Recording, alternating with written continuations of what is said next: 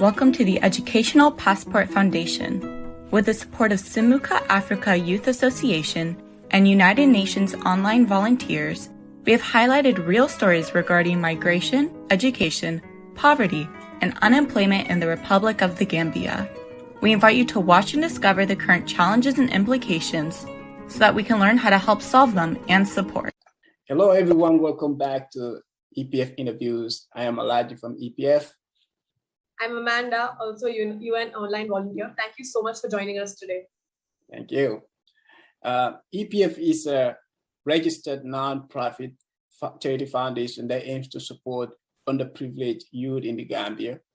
The Educational Passport Foundation, with the support of SMUCA, Youth Association of Youth Zimbabwe, and United Nations online volunteers, aim to support less privileged school dropouts to return back to school. Most young people in these countries lack one fundamental human right, which is to have access to quality education. This is mainly caused by lack of financial assistance. Therefore, EPF created an initiative to support and help these individuals achieve their goals. So today we have with us Khaddy Jawo. She is a student from the Republic of the Gambia. Thank you so much for joining us today, and we look forward to hearing from you. Thank you. Thank you, Khaddy, for joining. All right, so Khaddy, let's start the conversation. I'll call it a conversation. So can you tell us about yourself? Okay, hello everyone. I am Khaddy Jawo. I am 22 and currently living with my parents in the Gambia in West Coast region. Yeah, actually, I'm living in a nuclear family. Yeah, my dad is a primary school teacher, and my mom also is involved in this petty business to help assist the family. Yeah, and also I did my primary school in Serakunda Lower Basic School, then from grade 1 to 6, then continued to Latrikunda Upper Basic School, where I completed in 2015. Then I went to Master Senior Secondary School, yeah, where I studied arts and completed in 2018. Yeah, since I sat for my grade 12 in 2018 and got my results in 2018 and 19, I applied at the University of the Gambia and finally got admission at the university. I started going to school for 1 week, I guess, and then we were asked to pay our tuition fee. I tried talking to my dad to help me pay the tuition fee, but he was unable to have the finance to help me go back to school. Since then, I deferred at the university, and now I'm just at home without having any finance to go and pursue my education. Wow. Sorry to hear that. So you stated that because of we understand from what we understood that because of financial issues and that you were not able to continue the university. So since after you stopped going to the university, what have you been doing? Since I stopped university, right, I've just been at home helping my mom, and actually I joined one of the madrasas to learn more about the Quran, because the time I was going to school, I didn't know much about my deen. So I knew that I'm not going to school and there is still more room for me to go and learn about my deen. Then I joined one of the daras here to learn the Quran. Since then, that's what I've been doing till date. Wow, that's amazing. You stopped going, so you wanted to have that education and eating. You were not able to have it, and it was like, the little knowledge I have from whatever, even the religion side, you take it to another level to say, I want to teach these kids to have the knowledge. That's amazing. That's amazing. Thank you for doing that. So, but how do you feel? How do you feel as a young person who aspires to become something, to be educated, and you did not have that opportunity? How do you feel in this project, like within that period? Actually, I really feel depressed. I really feel depressed and also lonely and isolated, because even when I'm at home and think about the days I have been struggling at the senior school to get access to the tertiary level to pursue my education, I really struggled for it, but then everything went in vain. And now I'm just sitting at home. When I think of that, I really feel sad and depressed. Yeah, really feel depressed being at home whilst my mates are at the school pursuing their dreams. It's really not easy for me.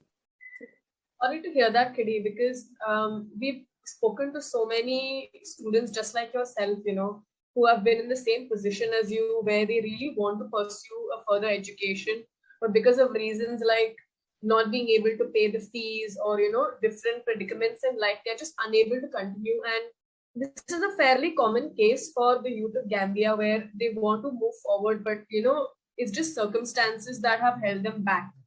So as a young person yourself, what do you think? Like, what is the most case for adults like you or youths like you, what is the reason for them to drop out of school?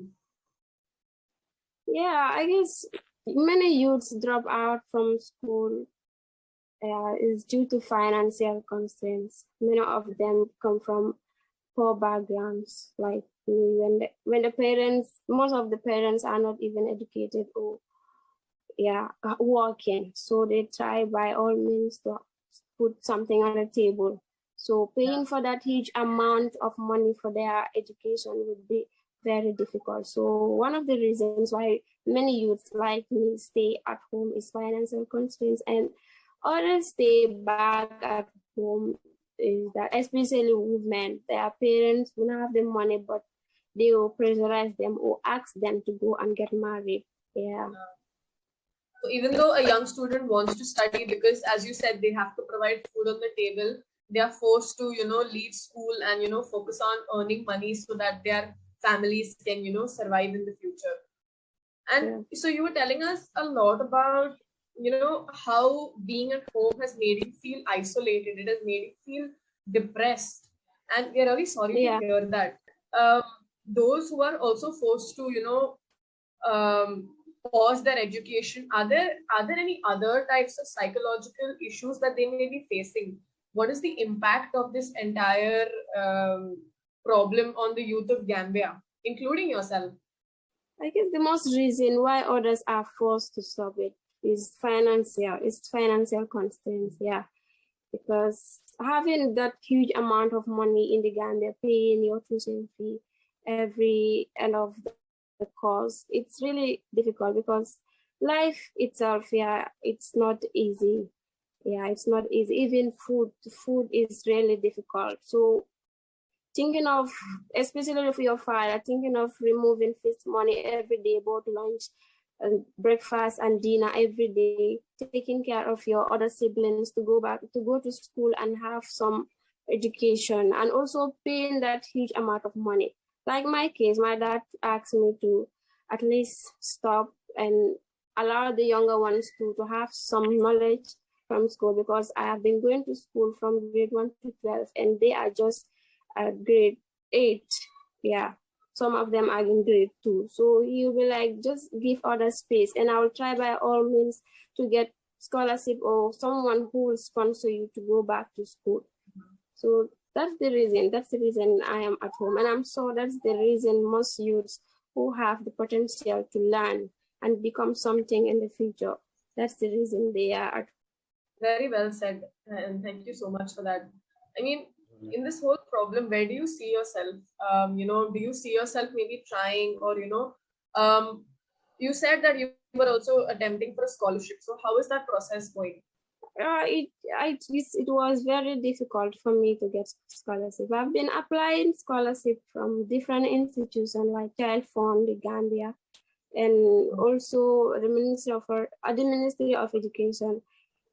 Some of them will be like, we only sponsor science students, and I studied arts. So it was difficult for me. This really discourages me. Wherever you go, they will ask you which field where you studying. And if you said arts, they will be like, we sponsor art students. So you have to go and look for others, even your relatives. My dad have been asking some of his friends who are abroad, but still everything is just not working. I just have to be at home. I have looked for scholarship from different places, but still.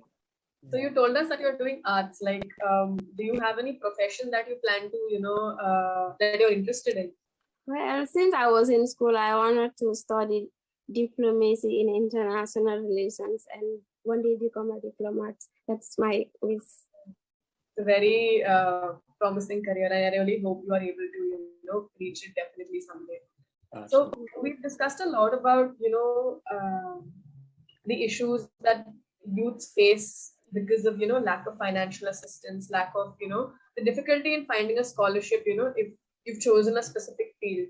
But what do you think right now can be done to change this entire process, to help students get the financial aid that they need so that they're able to continue, school and pursue their higher education? Well, what I think can be done to help these youths is to provide scholarship for most of the youths to go back to school. Yeah, to sponsor them to go and learn, and also, if possible, if they can assist them with loans. I know that wouldn't be easy to pay back, but I guess that would also help to pay in the near future. Yeah. Absolutely. You gotta help in some way, somehow. Our young people, we need it. Young people need it, because it's the foundation of everything. I keep on saying this, but it's what it is. As a youth, you aspire to be. That's the stage you aspire to be anything in the world. So if you don't have access to that, definitely everybody should chime in to help you achieve that goal. Thank you, Khaddy. And I will say this is the end of the first part of the interview. And we thank you all for watching. And to continue watching, stay tuned for part 2 of this interview. And in the meantime, please follow, like, and share our videos. Don't forget to follow and share our videos, because, your contributions, your sharing, your whatever you do, you contributing to this cause. And so that they can reach to so many people, and then we can be able to achieve our goals. Also, please don't forget to donate. Donate. Even $1, $2, whatever you have, donate to this cause. Your dollar is going to do a lot. Don't think just $1, a dollar can do a lot. You won't believe it.